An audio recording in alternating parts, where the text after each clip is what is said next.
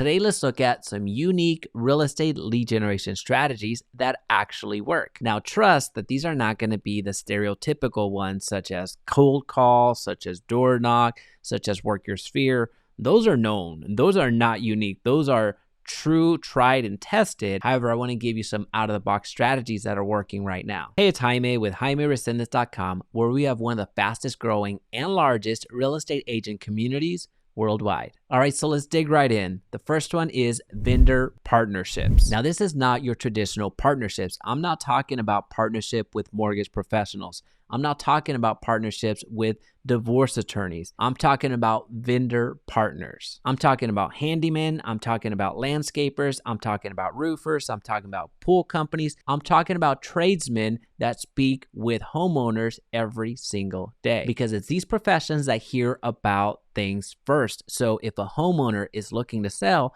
chances are they're going to fix a few things around the house before they even reach out to a real estate agent. So it's well worth your time to build relationships with these vendors, because they are going to help you connect with a ton of homeowners that are looking to make a real estate move. Now, also, don't forget, you as a real estate agent get asked for recommendations all of the time. You get asked, who's the best electrician? Which plumber should I use? Who's the flooring company that you work with? You get all of those questions every single day from your clients. So if nothing else, you have to build relationships with vendors so as to provide value or additional value to your real estate clients. And just taking myself as an example for a second, I remember when I bought my first house. I remember how much Bob helped me with getting qualified, with doing the home search, with securing the home. But I also remember how much he helped me with all the recommendations that he gave me. He connected me with the flooring company that helped replace certain carpeted areas in my home and convert them into hardwood floors. He helped me secure the right pool company to work my pool. He also connected me with the sound guy that ended up wiring my entire house, everything from the upstairs and downstairs, my theater room, my gym, everything. So it was all through his recommendations that I ended up getting additional improvements on my house. Another unique real estate lead generation strategy that we don't want to overlook are church bulletins. Many churches support local businesses by allowing vendors to advertise on their bulletins, whether it's a digital copy or physical copy. Now, if we're honest, it really is a symbiotic relationship, because it's actually those advertisers that help print or help publish that bulletin altogether. So one can't exist without the other. And what I like about this strategy is that you get to make a local impact. You get to be seen. You get to brand yourself as a local expert in your community. And this truly is one of the most inexpensive ways to connect with the community. Some of you might know that before I got into the real estate space, I was actually looking to purchase a chain of dry cleaners. I was just coming from healthcare and just wanted a cash business. I wanted a very transactional business, as opposed to having to worry about billing insurances, worrying about clawbacks, worrying about audits, and all that fun stuff that came from healthcare.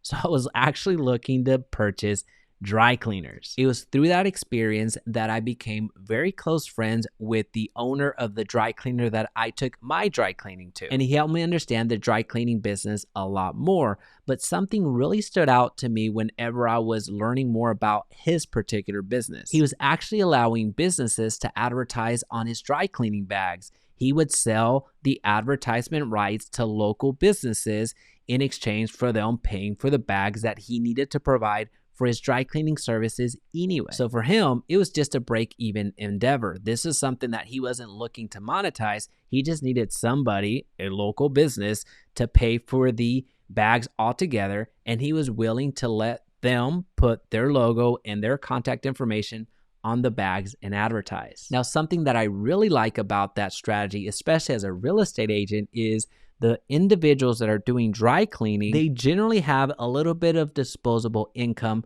in order to pay for that dry cleaning. So it's a great way to reach thousands of people every single month. And most of those people are actually homeowners. There's quite a few renters, of course, but most of them happen to be homeowners. Another unique strategy right now is leveraging Pinterest. Pinterest is a phenomenal place that people use to search for new ideas or for additional resources. You can create pins that are very searchable and very helpful for both home buyers and home sellers. And Pinterest is so underutilized right now that it doesn't matter what keywords you're after, chances are you won't have a hard time ranking for those keywords. Another opportunity at the moment are podcast sponsorships. Now, don't mishear me. I'm not asking you to create a podcast.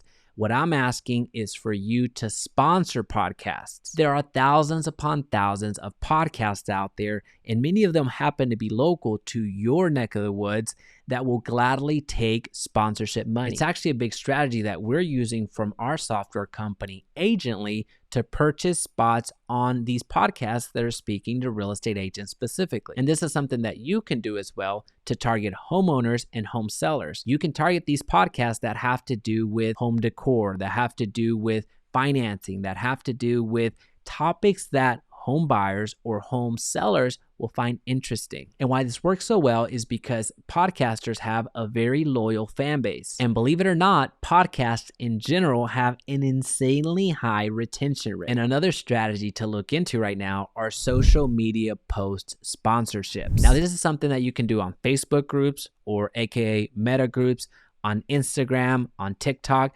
Any social media platform, you're able to pay influencers to shout you out. Now, similar to podcasting, it's important to understand the audience that those influencers are speaking to. It's important to understand the groups that you're sponsoring. If you're doing advertisement over on Facebook, it's important to understand the audience that's within those groups. So know the audience that you're getting in front of, but also understand the engagement that the influencers or the groups that you're advertising on have. Because you can pay an influencer that might have 1 million followers on their Instagram only to find out that most of those followers are bots or people that never existed. So that's a great way for you to waste money. And speaking of sponsors, today's video sponsor is the subscribe button. So be sure to go down to the subscribe button and support our sponsor.